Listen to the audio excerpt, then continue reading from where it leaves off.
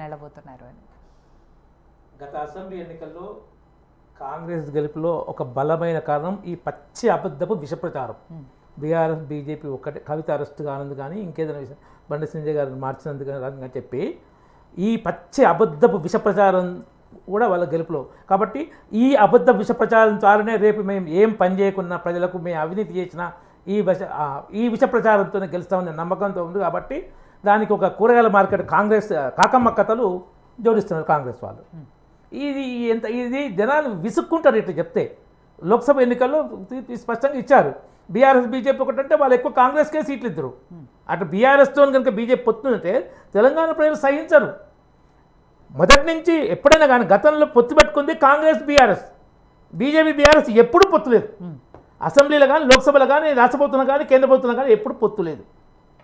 కాంగ్రెస్ వాళ్ళకున్న ఏకైక అస్త్రం ఏంటంటే ఇప్పటిదాకా ఎంతసేపు మాట్లాడినా మా పార్టీ మా ప్రభుత్వం ఇది చేసి చెప్పుకునే ప్రయత్నం చేయలే. ఏమైనా బీజేపీ విషయం చెప్పడం. ఇంకోటి ఈ సెక్యులర్ డ్రామాలు ఆడుతుంది. సెక్యులర్ డ్రామా ఓబైస్తోని లోపాలు ఎక్కువ పెట్టి గోహత్య నిషేధ చట్టం ఉంది. ఇప్పుడు మొన్న ఇదైంది, బక్రీద్ పండుగ అయింది. మన తెలుగు రాష్ట్రాల్లో చాలా రాష్ట్రాల్లో ఉన్నట్టు గోహత్య నిషేధ చట్టం ఉంది. హైకోర్టు కూడా ఆర్డర్ ఇచ్చింది ఆవులను చంపొద్దని. ఇంప్లిమెంట్ చేయాలి రాష్ట్ర ప్రభుత్వం. ఈ మైనారిటీ జిహాదీ ఓట్ల కోసం వీళ్ళు సెక్యులర్ గురించి మాట్లాడుతారంటే అసహ్యం వేస్తుంది. ఈ ఓటు బ్యాంక్ రాజకీయాలు చేసే వీళ్ళు ఇంత గౌరవం చంపుతారు. ఇంకా ఘోరం ఏంటంటే వీళ్ళ ఎమ్మెల్యే తర్వాత ఈమె ఉత్తమ్ కుమార్ రెడ్డి భార్య కూడా బక్రీద్ గ్రీటింగ్స్లో ఆ మస్జిద్కు మీకు చూపిస్తే ఇప్పుడు గోవును పెట్టి ఒక దిక్కు గొర్రె పొడవలు బక్రీ, ఇంకో దిక్కు గాయ పెట్టి బక్రీద్ గ్రీటింగ్స్. ఎంత ఘోరం అంటే వీళ్ళు ఇంత నీతంగా హిందూ వ్యతిరేకంగా హిందుత్వంగా పనిచేస్తున్న కాంగ్రెస్ మీకు చూసి ఇప్పుడు ఇంట్లో ఉన్నది నా దగ్గర. ఇటువంటి రాజకీయాలు చేసేవాళ్ళు ఇంకా సెక్యులరిజం గురించి మాట్లాడతారు. అసహ్యం వేస్తుంది నిజంగా. కాబట్టి వీళ్ళకి చెప్పేందంటే మీరు హిందువులను ఇంత ఇదిగా ఎందుకు చేస్తున్నారు? ఆవుల విషయంలో మీరు ఎట్లా ఇట్లా చేస్తారు? కాబట్టి మీకు ఇది సెక్యులరిజం గురించి మాట్లాడే హక్కు లేదు. ఎప్పుడైనా బీజేపీ బీఆర్ఎస్ పొత్తు పెట్టుకుందా? మీకు ఏం చెప్పింది రేవంత్ రెడ్డి? మా పాలన మీద రెఫరెండం అన్నాడు. రెఫరెండం అన్నాడా లేదా? రెఫరెండం అన్నా అయినా మరి ఎందుకు మరి ఎలక్షన్లు అయినాక మా పాలనకి తీర్పిచ్చింది ఇంత అని మాట్లాడలేదు మీడియాలో? నా రెఫరెండం గెలిచిందని కానీ నా రెఫరెండం ఓడిపోయిందని కానీ ఆ విషయం మాట్లాడలే కదా. బీజేపీకి 8, బీఆర్ఎస్కి 8, కాంగ్రెస్కి 8. కాబట్టి ఆ రెఫరెండం విషయం మళ్ళీ తీయడు, హామీల విషయం తీయడు. ఇప్పుడు జూన్ 20వ తారీఖు రుతుపవనాలు వచ్చి 15 రోజులైంది. వ్యవసాయ పనులు నడుస్తున్నాయి. కేంద్ర ప్రభుత్వం ఎంఎస్పీ ప్రకటించింది. కిసాన్ సమ్మాన్ నిధి రైతులకేసింది. వీళ్ళు ఎప్పుడేస్తారో చెప్పలేని దౌర్భాగ్య పరిస్థితి కాంగ్రెస్ది. వేస్తామంటారు, మీటింగ్లో చర్చ ఉందంటారు, కానీ ఎప్పుడు వేస్తారు? ఆ రుణమాఫీ 15th ఆగస్టు అన్నారు. అప్పటికి నాట్లు పడిపోతాయి. తెలంగాణలో 90% నాట్లు పడిపోతాయి.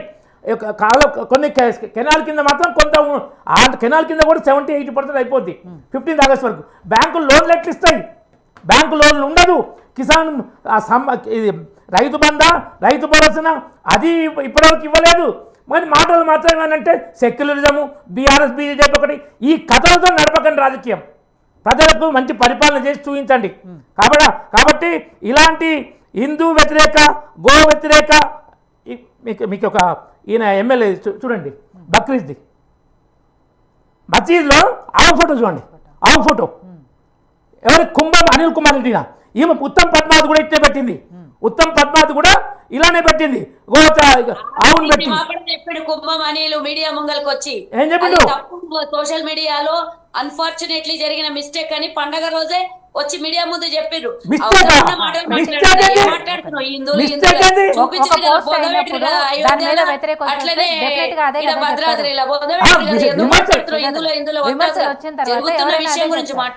విమర్శలు వచ్చిన తర్వాత ఏదో కుంటి సాకా చెప్పుకుంటారు. క్షమాపణ చెప్పిండా? గోహత్యను ఎంకరేజ్ చేస్తూ వీడియో వచ్చి మీడియా ముందుకు వచ్చి క్షమాపణ అడిగిండు. క్షమాపణ చూపించాలి. చెప్తున్నా మరి ఉత్తమ్ పద్మావతి పెట్టింది. ఆమె క్షమాపణ చెప్పిందా? ఉత్తమ్ పద్మావతి కూడా పెట్టింది. ఆమె క్షమాపణ చెప్పిందా? మీడియా ముంగల్కి వచ్చి చెప్పిండు. ఉత్తమ్ పద్మావతి కూడా పెట్టింది. ఉత్తమ్ కుమార్ రెడ్డి భార్య కోదాడ ఎమ్మెల్యే ఆమె కూడా పెట్టింది గోవును బక్రీద్ దాంట్లో. గోదావరి మా జిల్లాలో మహారాష్ట్రలో ఉందా? ఏంది గోదావరి మహారాష్ట్రలో ఉందా? గోదావరి ఉంది మాట్లాడలే. కోదాడ ఉత్తమ్ పద్మావతి కోదాడ ఎమ్మెల్యే ఉత్తమ్ పద్మావతి ఆమె కూడా పెట్టింది. ఓ దిక్కు గొర్రెను ఓ దిక్కు ఆవును పెట్టి బక్రీద్ గ్రీటింగ్స్ మధ్య పెట్టి మధ్య ఎందుకు అరుస్తున్నావు ఊరికే? విషయం వచ్చినాకే నువ్వు అరుస్తావు, నీకు కూడా తెలుసు, నువ్వు కూడా అరుస్తావు తెలుసు. గోహత్య అన్నప్పుడు నాకు ఎంత బాధ అర్థం చేసుకో.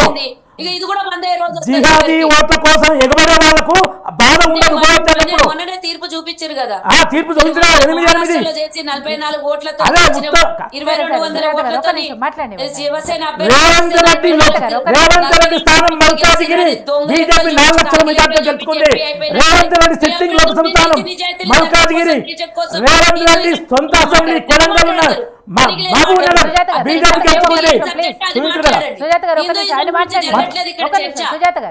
ఎమ్మెల్యేల గురించి అటు పోతారా ఇటు పోతారా దాని గురించి చర్చ జరుగుతుంది, చెప్పండి.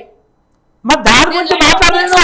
కానీ బీజేపీ బీఆర్ఎస్ పత్తు సెక్యులరిజం డ్రామాలు తెరిచిన మాట మాట్లాడడం తెలియకపోతే మూసుకోండి. కదా కూరగాయల మార్కెట్ లో కాకమ్మ కథలు ఎందుకు వచ్చినాయి? ఎమ్మెల్యే కాకమ్మ కథలు చెప్పింది ఎవరు? కాకమ్మ కథలు చెప్పింది ఎవరు? మాకు బంద్ చేయండి. ఒక్కొక్క సీట్లు ఉన్నాడు, 2 సీట్లు ఉన్నాడు, 3 సీట్లు ఉన్నాడు, 5 సీట్లు ఉన్నాడు, 6 సీట్లు ఉన్నాడు, 20 మందితో కలెగుర కెమెరా ముందు రెడాండ్గా దొరికిపోయిన దొంగ నీతులు 40. కెమెరా ముందు రెడాండ్గా దొరికిపోయిన దొంగ నీతులు 40. సపరేట్ గా మళ్ళీ చర్చ బంద్ చేస్తా, దాంట్లో దిగుతా.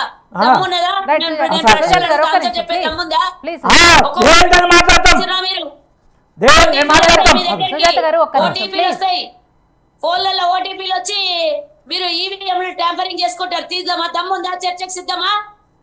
ఓటీపీలు అయితే ఏం tampering? EVM tampering Congress party హిందువులను మోసం చేసి ఎవరికి పడితే ఈవీఎం ట్యాంపరింగ్ అధికారంలోకి వచ్చిందా? తెలంగాణలో ఈవీఎం ట్యాంపరింగ్ తోనే అధికారంలోకి వచ్చిందా? మేము ట్యాంపరింగ్ చేయాలంటే కాంగ్రెస్ అధికారంలోకి వస్తుంది. ఈవీఎం లో ట్యాంపరింగ్ చేసుకొని దొంగ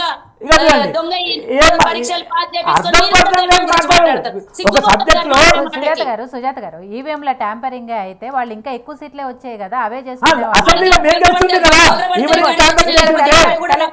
తెలంగాణలో కాంగ్రెస్ పార్టీ అధికారంలోకి వచ్చింది, మరి ట్యాంపరింగ్ చేసే వచ్చిందా? ఇంకా మాకు లక్షల మెజార్టీ వచ్చి 100 సీట్లు గెలిచేటటువంటి స్థాయిలో వీళ్ళు ముండమోసారు అక్కడ అన్ని ట్యాంపరింగ్ చేసి. మహారాష్ట్రలో జరిగిన చర్చ ఏంటి? మహారాష్ట్రలో జరిగిన చర్చ ఏంటి? 44 తర్వాత వీళ్ళు మళ్ళీ దాని కాదు అని మళ్ళీ రీకౌంటింగ్ చేసుకొని 44 ఓట్లతో మీ అభ్యర్థి గెలుస్తాడు. ఎట్లా గెలుస్తాడు? 44 కనీసం కొంచెమన్నా టాలీ కావాలి కదా. బచ్చు శ్రీనివాస్ గారు 2 విషయాలు చెప్పారు. బచ్చు శ్రీనివాస్ భయం పట్టుకొని బచ్చు శ్రీనివాస్ గారు 2 విషయాలు చెప్పారు. వెళ్ళిపోయిన వాళ్ళు చెప్పారు, మిగతా వాళ్ళు వెళ్ళిపోయిన మిగిలిన వాళ్ళు ఎట్లా ఉంటారు అది వేరే విషయం, కానీ వెళ్ళిపోరు అని గ్యారంటీగా చెప్పలే. పరిస్థితి కూడా అదే. పరిస్థితి కూడా ఏంటంటే, ఎందుకంటే కేసీఆర్ చేసింది కూడా 2014 తనకు గెలవంగానే బీజేపీ తప్ప మిగతా పార్టీల నుంచి అందరు ఎమ్మెల్యేలను గుంజుకున్నాడు.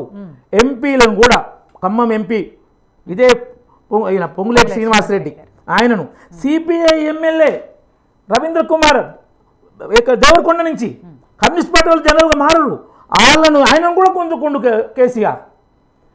2 బీఎస్పీ ఎమ్మెల్యేలు సిరిపుడు కాగజ్ నగర్ కోనేరు కోనప్ప, నిర్మల్ ఇంద్రకరణ్ రెడ్డి 2014 బీఎస్పీ సింబల్ మీద గెలిచారు పార్టీ నుంచి, వాళ్ళను కూడా గుంజుకున్నాడు.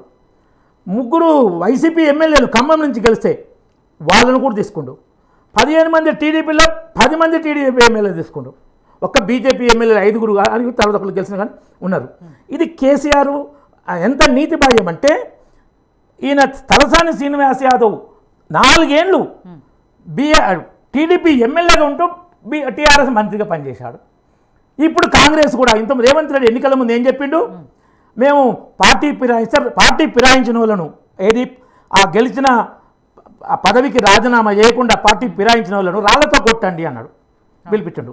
వాళ్ళు మేనిఫెస్టోలు ఏం పెట్టారు మొన్న 2024 లోక్సభ ఎన్నికల మేనిఫెస్టోలో పార్టీ ఫిరాయింపులకు వ్యతిరేకంగా మేము పూర్తిగా చేస్తామన్నారు. కాంగ్రెస్ని బీఆర్ఎస్ నుంచి ఎమ్మెల్యే గెలిచిన ఖైరతాబాద్ ఎమ్మెల్యే దానం నాగేందర్కు కాంగ్రెస్ ఎంపీ టికెట్ ఇచ్చింది. ఎంత ఘోరం! వాళ్ళు చెప్పే మాటలకు ఏమైనా విలువ ఉందా?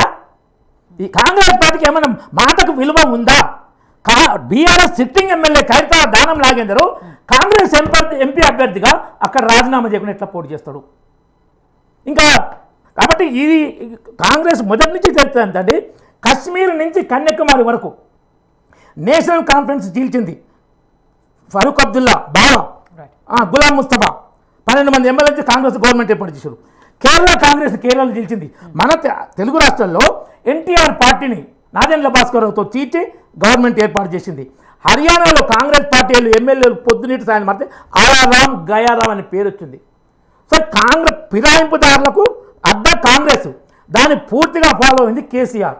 గుజరాత్లో మా శంకర్ సింగ్ వఘేలను మా నాయకుడిని తీల్చి గవర్నమెంట్ పడగొట్టి గవర్నమెంట్ చెప్తే ప్రజలు ఇప్పటికీ మనకు బీజేపీని గెలిపిస్తారు. గుజరాత్లో 90 ఏళ్ళు జరిగింది. ఇప్పుడు 27 సంవత్సరాల నుంచి మళ్ళీ గుజరాత్ ప్రజలు వాళ్ళు చేసిన బీజేపీని గెలిపి శంకర్ సింగ్ వఘేల రాజకీయ భవిష్యత్తు మొత్తం కొట్టుకుపోయింది. కాబట్టి ఈ ఫిరాయింపులు కేసీఆర్కు మామూలే, కాంగ్రెస్కు మామూలే. మేము ఫిరాయింపు ద్వారా చేయం. 2014 మేము లోక్సభలో మెజార్టీతో వచ్చినాం, 19లో వచ్చినాం. ఏ ఒక్క పార్టీ నుంచి ఎంపీలను లోక్సభలో తీసుకోలే. రాజ్యసభలో కొన్నిటి కోసం ఒక 4 ఎమ్మెల్యేలు 2/3 మెజార్టీ, నాట్ లెస్ దాన్ 2/3. మీ అవసరం కోసం తీసుకున్నట్టు కదా, ఇక్కడ మీకు అవసరం లేదు కాబట్టి తీసుకోలేదు. లేదా ఇక్కడ కూడా మా అవసరం వినండి. ఆర్టికల్ 370 రద్దు, ట్రిపుల్ తలాక్ చట్టం దేశ అవసరాలు మా అవసరాలు మేము భావిస్తాం. ఆ దేశ అవసరాలు మా అవసరాలు కోసం రాజ్యసభలో కొంత మెజారిటీ కోసం మేము ఒక 4 ఎంపీలను తీసుకోవడం జరిగింది. కర్ణాటకలో కానీ మధ్యప్రదేశ్లో కానీ ఎవరైతే ఎమ్మెల్యేలు రాజీనామా చేసి వచ్చి బీజేపీ గెలిచారు, మధ్యప్రదేశ్లో కూడా అంతే. గెలిచిన ఎమ్మెల్యేలు కాంగ్రెస్ ఎమ్మెల్యేలు, కర్ణాటక జేడీఎస్ కానీ కాంగ్రెస్ గెలిచిన ఎమ్మెల్యేలు రాజీనామా చేసి బీజేపీలో కట్టి పోటీ చేసి గెలిచి గవర్నమెంట్ ఫామ్ చేశారు. కాబట్టి ఈ ఫిరాయింపులు టీఆర్ఎస్ది వాళ్ళు ఎట్లయితే లెజిస్లేటివ్ కౌన్సిల్ను కేసీఆర్ మొత్తం గంపగుత్తగా చేర్చుకుంటావు. ఇప్పుడు మొత్తం పోకపోయినా 2/3 కావాలంటే 26 మంది ఎమ్మెల్యేలు పోవాలి. ఆల్రెడీ ముగ్గురు పోయారు. ఇంకొక 23 మంది వెళ్తే అప్పుడు వాళ్ళకు 2/3 అయిపోద్ది. అప్పుడు 13 మంది మిగిలితే వాళ్ళకు ప్రతిపక్ష హోదా కూడా బీఆర్ఎస్కు ఉండదు. మరి అంతమంది వెళ్తారంటే ఏమో చెప్పలేము, ఎందుకంటే అది ఫిరాయింపుల పార్టీ అయిపోయింది. బీఆర్ఎస్ కూడా ఉద్యమ నాయకుల పార్టీ కాదు. ఉద్యమ నాయకులు వెళ్ళిపోయారు. వాళ్ళ నరేంద్ర నుంచి ఈటల రాజేంద్ర వరకు రఘునందన్ వీళ్ళంతా కూడా కాబట్టి వెళ్ళిపోయారు. కాబట్టి అంతా ఫిరాయింపుదారులే ఉంది కాబట్టి మళ్ళీ ఫిరాయించడంలో ఎలాంటి అనుమానం లేదు. అది ఎప్పుడు ఫిరాయిస్తారో ఏందని మనం చెప్పలేము. వాళ్ళ అవసరాలు వాళ్ళ మీద ఈ రేవంత్ రెడ్డి కమిషన్లు